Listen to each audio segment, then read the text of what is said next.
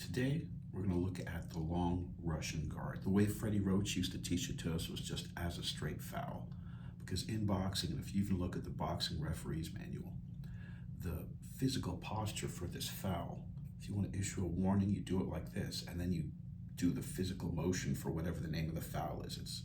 You wave your fingers like this. If the guy is talking, if it's a headbutt, it's like this. And literally, an arm extended fully is the warning, and then the point deduction for a foul. So in boxing, you're not allowed to just hold your arm out against somebody because it's so effective. And what Freddie Roach taught us to do is to pin your arm against somebody and then jump back into this 45-degree angle and then light them up. And then by the time an exchange happens and they reply the way Freddie described it, was there'll be so many fouls and so many different exchanges that happen before the referee can even get it, and he was right, that he won't call that foul. A way another professional fighter taught it to me was that you can literally just tell the referee, I'm just punching slowly. And that way you can kind of hold your arm out and just, it is super effective, which is why you see Muay Thai fighters do it, which is why you see MMA fighters do it, and elite Russian boxers, because Russian amateur system, they literally teach a bunch of combinations that come off of this long guard that you really can't do when your hands are inside. So it's a super effective combination. I want to go over it today. I noticed MMA guys using it when I saw the KJ Noons and Nick Diaz fight in person. KJ Noons was a really good boxer. Nick Diaz knows that, but he's trying to clinch and grapple if he can and do whatever and do some dirty boxing, as they call it, which literally just means clinch fighting, stuff that's illegal in boxing but totally legal in MMA, so not really dirty, but that was the name of that kind of over-under style, which they literally created an instructional series around dirty boxing, like elbows. It's totally legal, but considered dirty in boxing and completely legal in MMA. So Diaz, knowing that dirty boxing and knowing that KJ Noons was a good boxer, used this stiff arm, got KJ Noons like a tripwire to throw a punch, reacting to it, and then reacted to his punch. It was genius the way he knew how Noons is a decent boxer, using his brain. Diaz totally outthought him like that. So there are people who know how to get beyond this long Russian guard. And if you're a good fighter, a good boxer, the first thing you're going to do if somebody posts an arm on you is punch right over the top of it, like a tripwire. Knock, knock, like a fast rhythm. Somebody does this, boom, you come right over the top. So using this, if you're the user of this, you got to be very careful. You got to know that, unless you're doing it like Muay Thai style, and yes, you're really pinning and posting and controlling the opponent's shoulder. If you're just holding your arm out there, trust me, you're going to get lit up quick. So that's what, first and foremost, you have to understand about this long Russian guard. Sean Strickland uses it all the time. Floyd Mayweather uses it all the time. Kind of like a block, punch, jab.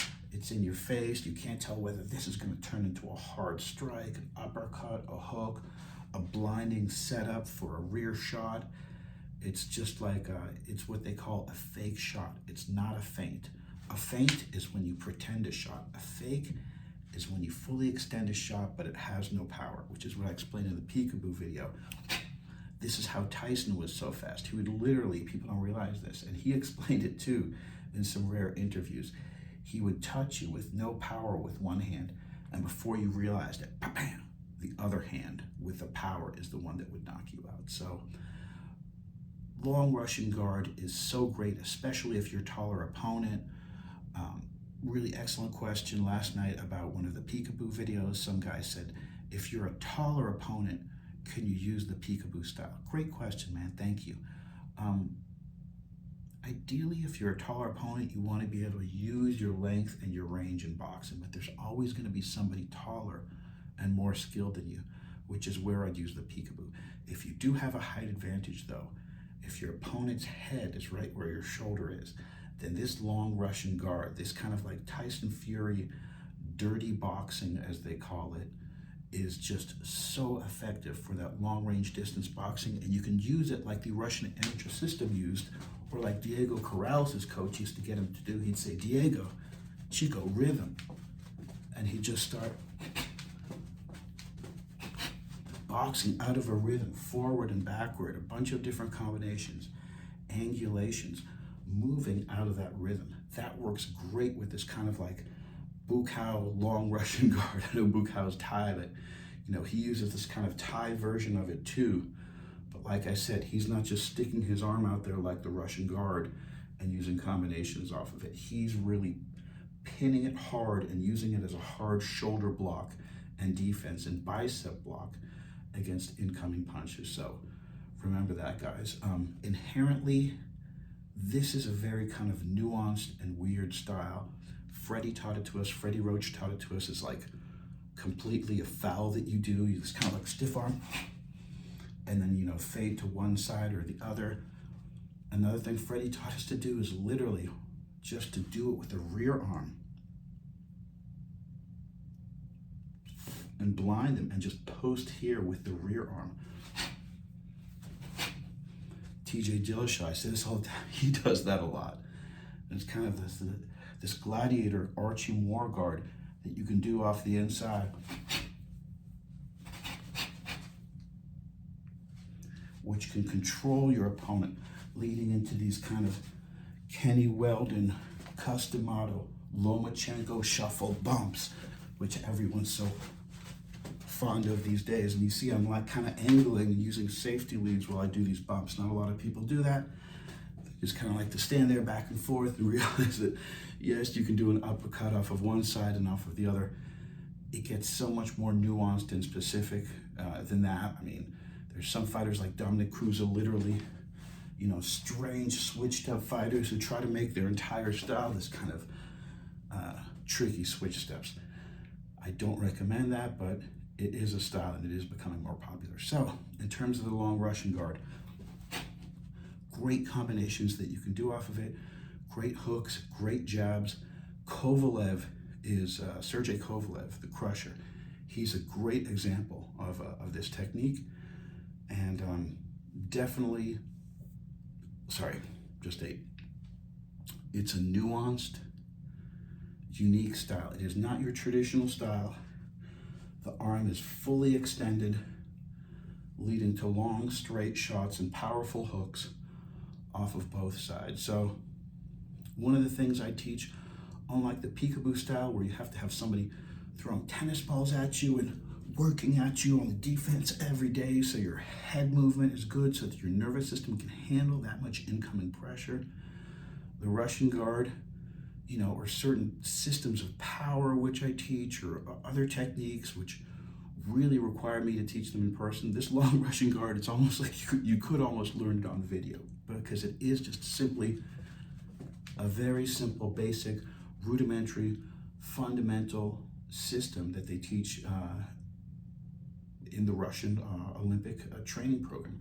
One other thing, since we're mentioning the Russians, since they're so good at bare knuckles, since they're so good at amateur, Olympic, and professional boxing and mixed martial arts, is hand weights. We have to mention the Russian Olympic team has a regimented system, which is, of course, and I talk about this a lot because I love egg weights. One of my sponsors, they sent me, they don't pay me anything, but they sent me a bunch of cool free stuff, and I use that stuff every day.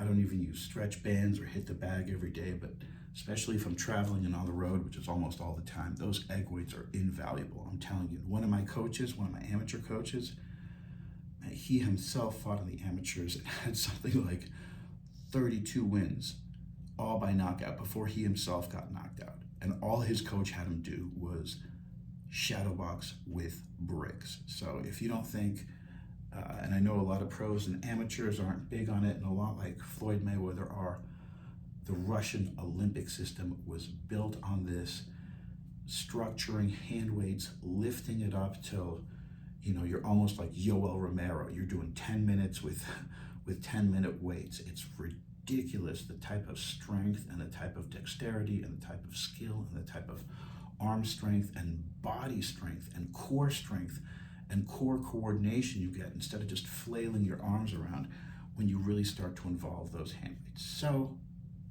sorry, it's been a long day, gotta cut this short, but before I do, must explain the Russian hand weight system. 3 minutes, 3 rounds, 3 minutes each, 1 minute rest in between.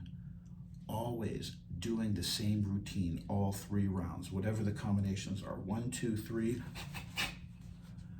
2, 1, 6, but you're not going to do them like that, because actually you're going to do them like that during the third round. First round, you can actually do them like that, but with the hand weights, you can't yoke them. Namely, you can't do that snap that you do with knockouts, and you will damage yourself, you will hurt your joints.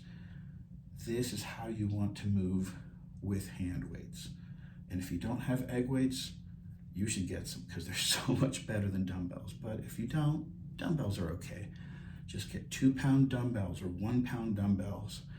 If you're under 125 pounds, if you're over 200 pounds and strong, go for the 5-pounders. 3 minutes, whatever the routine is, write it down. 1, 1, 2, 1, 2, 3. 3 minutes, do the 1 minute rest. Then do the exact same routine, nice and slow, with the hand weights for 3 minutes. 1 minute rest. Then, third and final round, no weights. The hands are just there, and you will not believe not just what this does for your hand speed, but for your whole body ambulation and proprioception. That means coordination. Learn some fancy words, but really all it means is coordination. Internal body, coordinating the external body. This stuff is so good. This hand weight system is so good for developing skill. And people ask all the time, how do I get better? How do I get better? I see you doing this Jackie Chan and this boxing stuff. It's so cool the way the punches snap. How do I do that? The short answer is perfect technique, perfect positioning. Work on everything slowly. Work on the starting and finishing position slowly. Make sure your straight punches are straight. Make sure your hooks aren't moving independent of the body. The whole body is moving like one unit. I know it looks silly, but this is really what I'm doing and what we're doing in fast motion. So kind of moving like a robot. I like to think of it like those little rubber erasers on top of pencils. Try sparring like that sometimes. You can't believe the power you'll get by just relaxing, keeping your strength, but not with muscular power, with structural strength, channeling that energy, channeling that force, letting it go anywhere but toward the body, and letting your force go toward the opponent. Kind of like internal tornado. I'm not even winded, because that type of core motion from the core literally gives you energy and gives you strength, which is how great, brilliant fighters, guys like James Toney, Nick Diaz, can stay in the pocket. It still take very little damage. So yes, martial arts is an art.